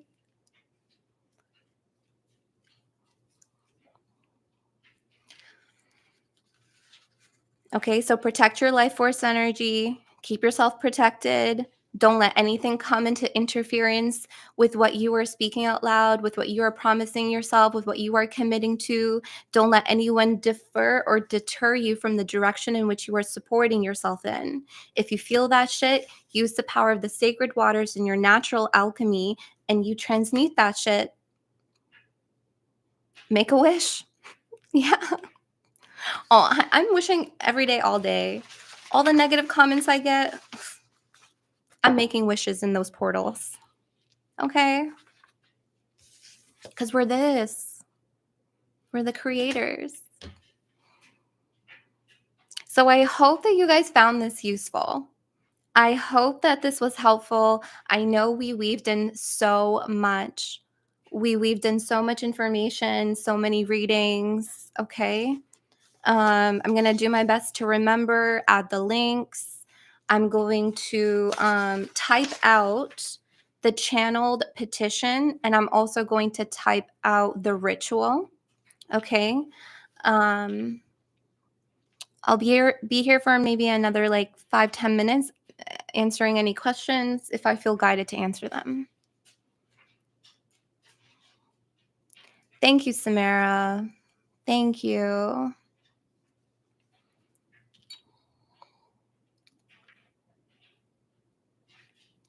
Hi, Cassandra. Yes, so I have my natural gifts from a young age. These are my natural gifts, but I am developing them. I am.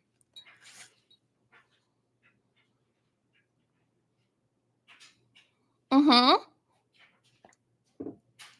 Yep, tiny giant. Would you recommend sea salt for the rituals? Yes. Yes. Sea salt is good. Sea salt is okay. And that's a good connection there. Yeah, sea salt from the oceans and therefore water. I'm sure that would be a lot more amplifying of the energy. So amazing connection there. Thank you for that insight. And yes.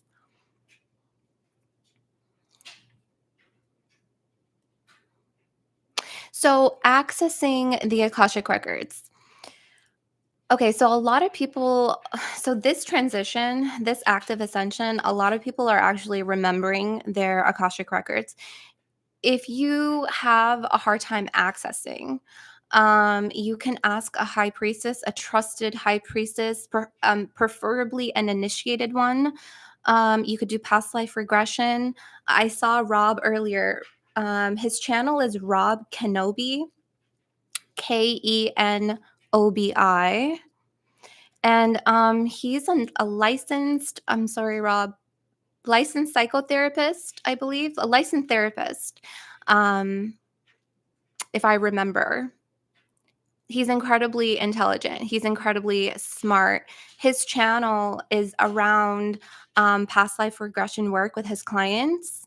And he has videos of past real life, real time past life regression work that he has done. So if you watch something, maybe it'll trigger something, trigger a memory for you. He also does shadow reading. So yeah, he's incredible. Thank you so much, Yol Badu. Thank you so much for that. May that be returned to you tenfold. Thank you.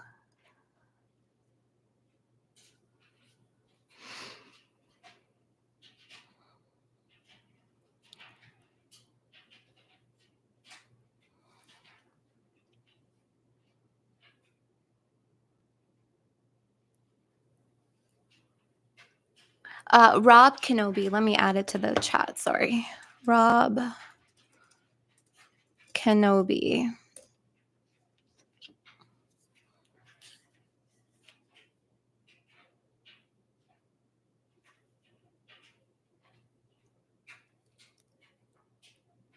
Yeah, my laundry's still going.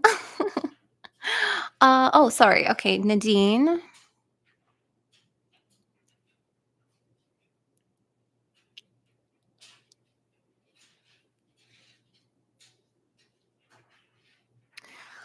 That is a really good question.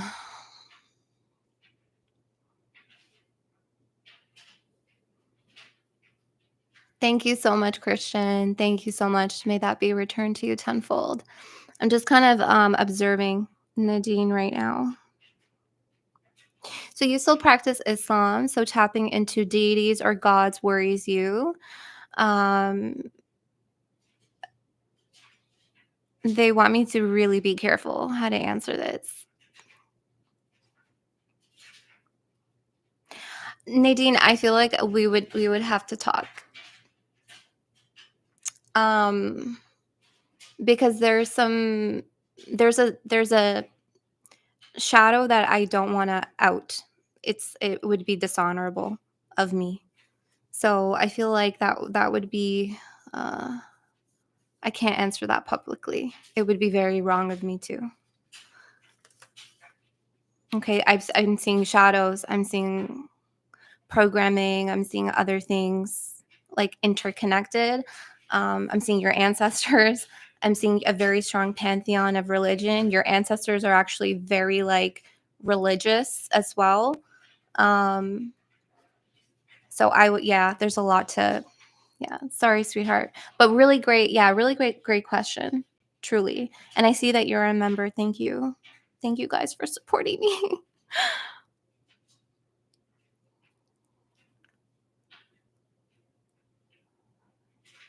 You keep seeing veils removed? Yeah, I saw that in Taurus's reading, Brenda. They really are being removed.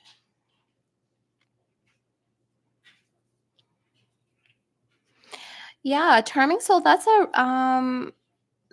a really great question. So if you spend a lot of time manifesting something and then you don't want it and then it comes, well, you're saying it might come now. Yeah, you got the ball rolling on it. It's interesting because we have to accept what we create.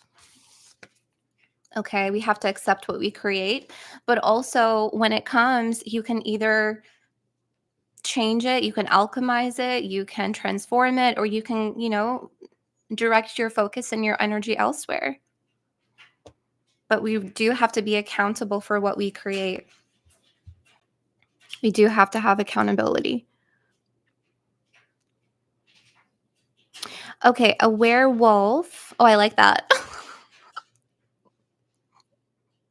I really I love your username. A werewolf, but they spelled aware as AWARE. Oh my god, you guys are really clever.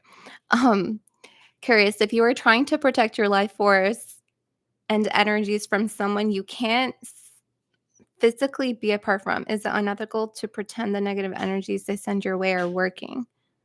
Is it unethical to pretend the negative energies they send your way? What do you mean by that?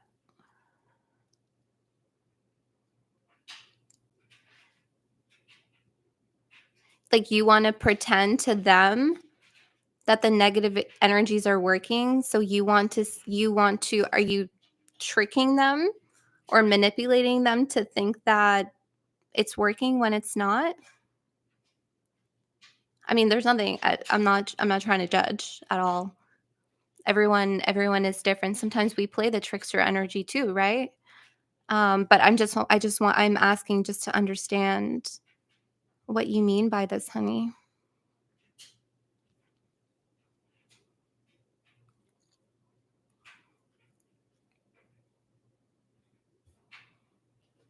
In order to protect the truth, or is that being inauthentic in a way that would work against yourself? Yeah. Yeah. I mean, yeah, like I could see this in two ways, honey. I can see this in two ways because sometimes we do that. Sometimes, like for example, if you know someone is lying, okay, like someone is lying dead to your face, you don't want them to know that you know that they are lying, right? Like, am I understanding this correctly? Because that's how I'm reading that. I don't want them to know that I know that, right? In order to protect the truth. Yeah, your truth. I don't think you're being inauthentic. I don't think you're being inauthentic with yourself. I don't think so. I think you're protecting yourself, which is staying authentic.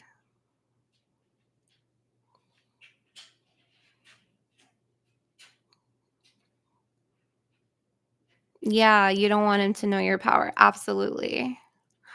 To be honest with you, I agree. Like I think I've done that before too cuz the wheels are in my head recalling a lot of memories in which I've also done that. There were so many people who They were either like lying straight to my face or they were sending me stuff, and I just, again, transmuted it. Or I didn't bring it up. I didn't verbalize it. I didn't let them know that I knew what was going on. Yeah. Bob and weave. Yeah. No, good question. Thank you.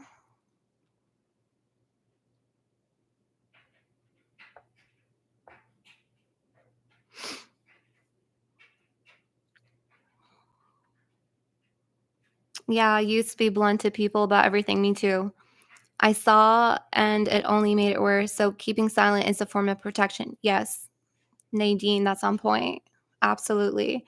Remember, silence is a superpower. Being silent, knowing when to react, observing people. You can literally see people creating their own demise or creating their own web of lies.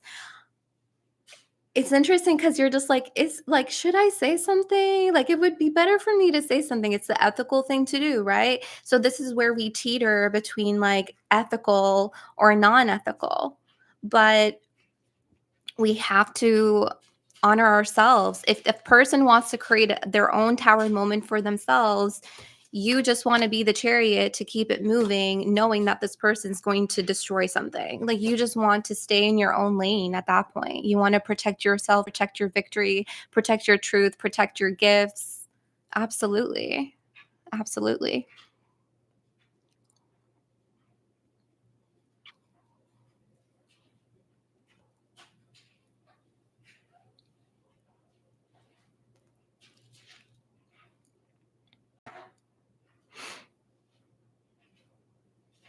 Thank you guys. This is a great conversation.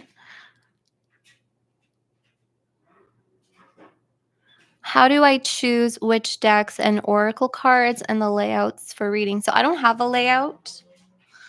I just flow. It may look chaotic, but it really does come together. I just go with the guidance, honestly. I go where I am guided, and I'm using less tarot cards. I love tarot. I love divination with oracle and tarot cards. Sometimes they kind of distort the messages for me that I'm seeing in the psychic channel. So sometimes you'll see me like I can't even pick up a tarot card, or I can't like put it on camera, or I'm not using it as much. Like, I have to tap in first and then move into the tarot. So it really kind of depends on the energy, the frequency of the energy. Yeah. Do they have to be lifted or can you buy? I don't know what that means. Alex, I'm not sure what that is for.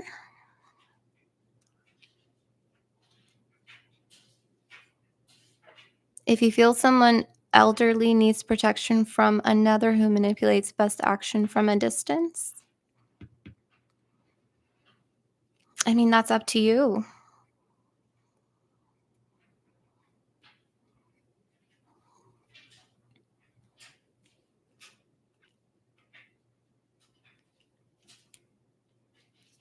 Thank you, Samara. I'm trying. I'm trying. Yeah, it's a way for me to exercise my gifts. It's a way for me to get stronger. Um, I'm at a point right now where like I have trouble saying what I'm seeing because I see things so clearly, but I don't know the words to use for it. So I'm in a time of fine tuning. I think a lot of us are in a time of fine tuning. Thank you so much, Steph. Thank you for that. May it be returned to you tenfold.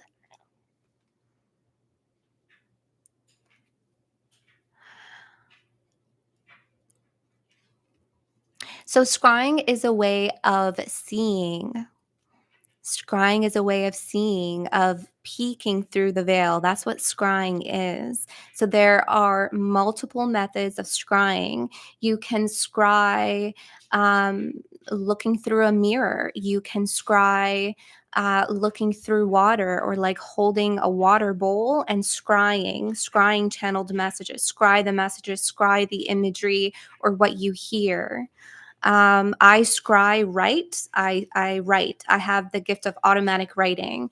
That is a way for me to scry the messages, so I can see like on the paper, and I have the psychic channel open, and I just see the words, like I see the messages, and I just automatically write. That's how it works for me. So scrying is a method, is seeing through different methods, divination.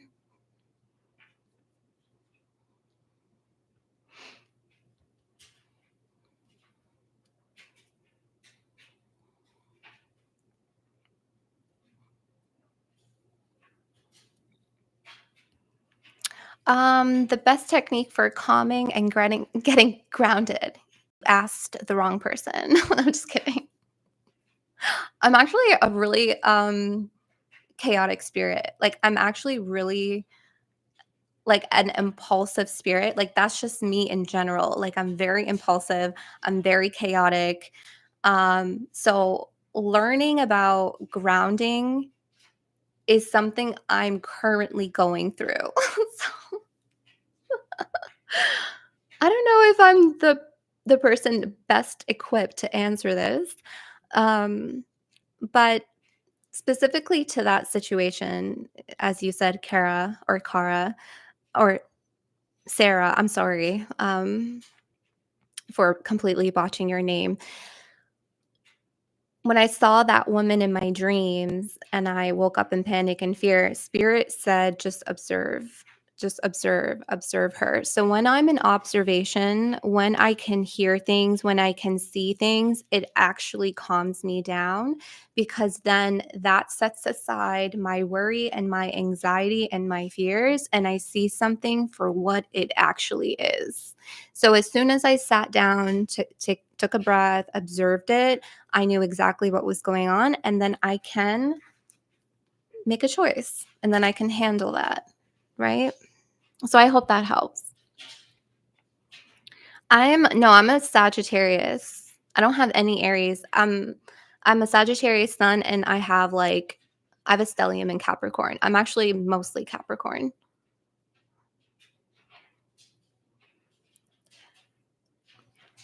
Sorry, one second. We'll continue. This is a good conversation. Sorry, one second.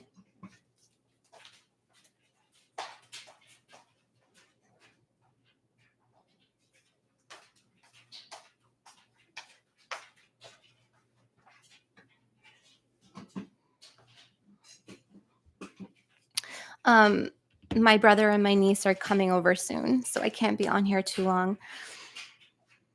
Okay, let's see. Yol Badu, thank you so much for that. May that be returned to you tenfold. How do you break soul ties made with trickery or without knowing, or counterpart not honoring it? So I feel like this is two parts. If you have a contract, a vow with a counterpart that is not honoring it, we kind of touched on this in this reading or in this channeled message. If someone is not honoring their role, if someone is not honoring their obligation that they have vowed, that they have oathed, okay, that they took an oath, if someone is not abiding by a soul contract, that is their free will being exercised. They're exercising their free will, which means that contract is null and void. It's broken. It's already broken. If you stay in there, you're going to sense the messy karma, because it will create a lot of complexities. Does that make sense?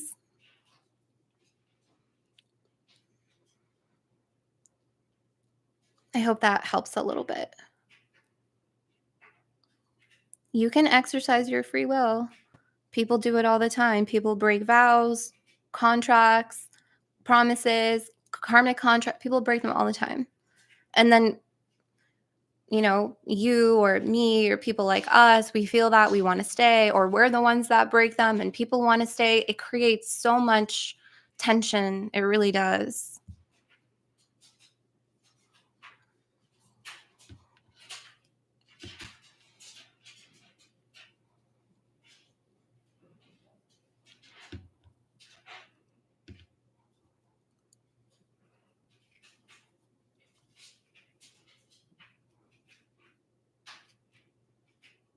It's really complex, like karma, soul ties. It's such a complex energy. Like, even to say or answer some of your questions, it's still generalized because there's still variables and information that you have and that person has that I would need to see to better answer. So just bear that in mind. Okay, karma is extremely complex. When people exercise their free will, it makes things even more complex. Um, so like I'm reading Samara. So what does that mean? My contract is null and void because of their actions. It may be. If your soul still recognize it, that it's your life purpose, or you have a mission with someone, or you have a soul purpose to fulfill with someone, and that person isn't there, then you're not obligated to fulfill that purpose no more.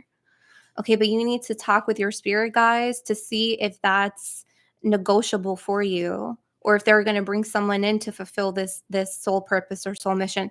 Like I said, it's so complex, right? So I hope that helps a little bit.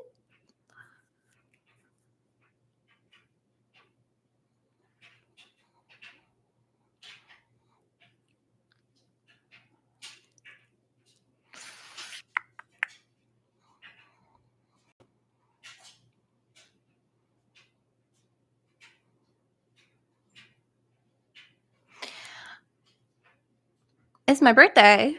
I mean, I'll take it. No, it's not my birthday, honey.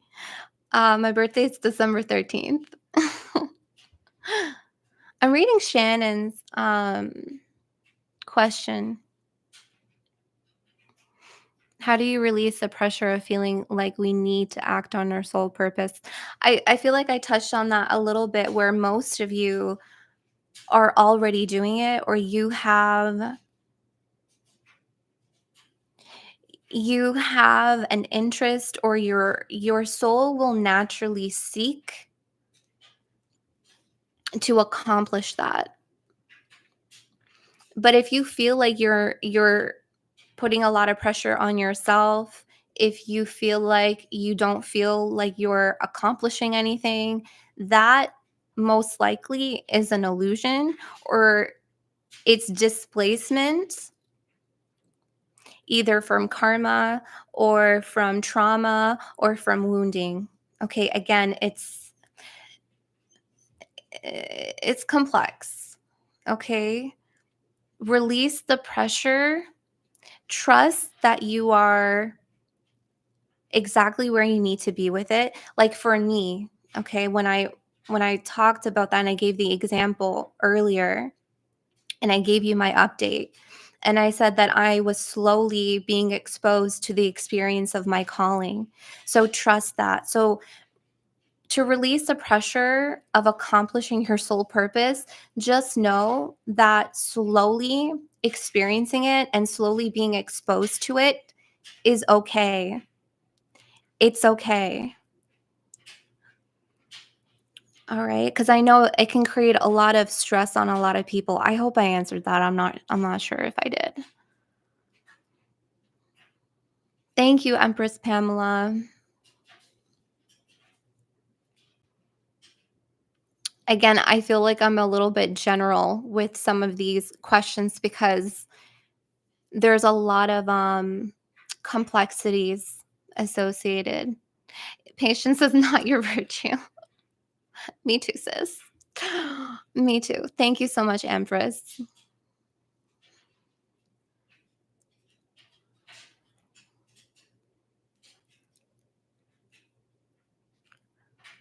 When you're your most authentic self and your abilities have come in tenfold, why am I physically and psychically attacked?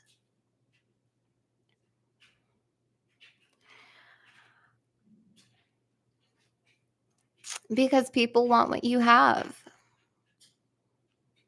People are attracted to light and darkness. I wrote that poem. People are enchanted. People are enchanted by light and by darkness. People are enchanted by mystery.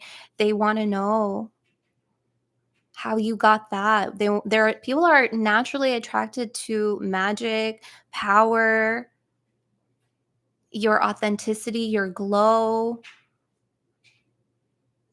You naturally trigger people when you are authentically yourself because internally that person, they want that too. They want to be liberated in their authenticity. They wish they can be free as you. It's such a dark truth that people hate to look at, but would rather project it onto you. This is why I'm fighting for people to honor your darkness, honor your shadows, instead of projecting that shit onto people who are being authentic. So you're going to be psychically and physically attacked. I'm sorry for physical attack. That's awful. Because of that. Oh, okay, I'm glad. Thank you for asking that. I'm not 33. I am 34. I'm turning 35. Turning 35 in December.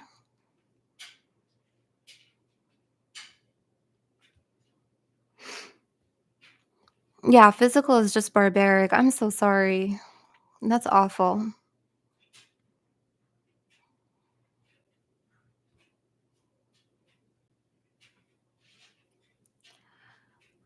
Okay, you're gonna get blocked because you're weird.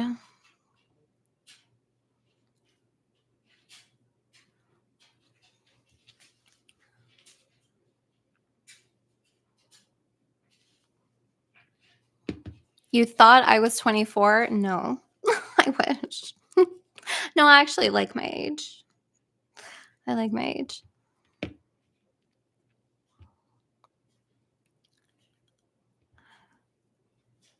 Okay, I feel like the psychic channel is closing.